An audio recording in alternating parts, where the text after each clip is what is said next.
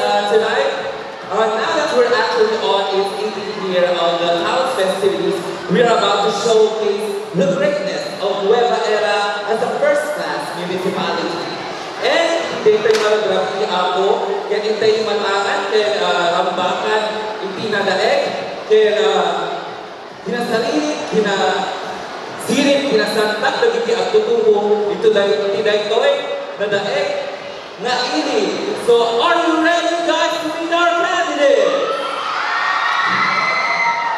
Alright, so I know you're excited as much as I am, so I won't make this too long. Everybody, this is Wadangan at Tulimangan Nueva Era 2025. Showing off their queenly and regal confidence as they take part in the biggest battle of their lives. Here are our 11 female candidates and 11 male candidates for Wadangan Kandulimangan 2025.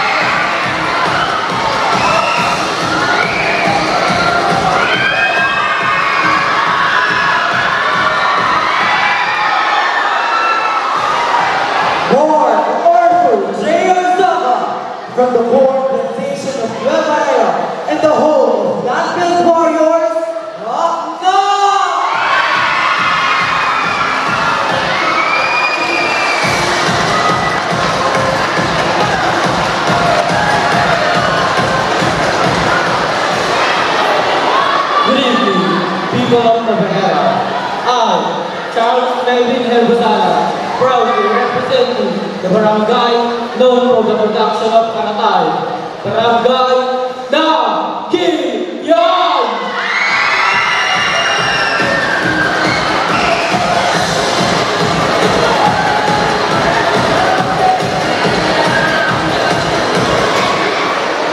John Silas Abeliano, home of the most progressive barangay, Bugis!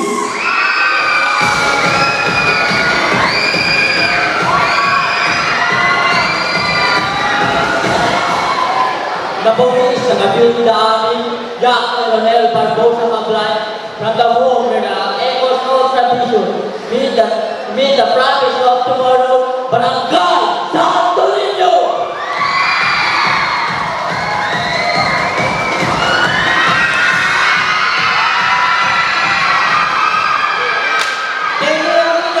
From the home of Nanuan Messi, representing Bu Kayo!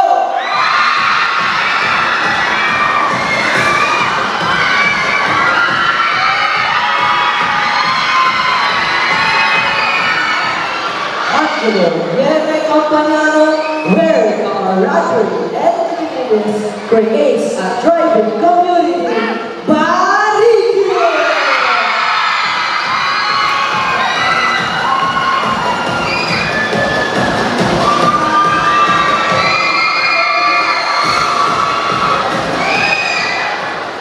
John Leo Bautista, representing the back-to-back champion of PSS Green, Barangay Cup.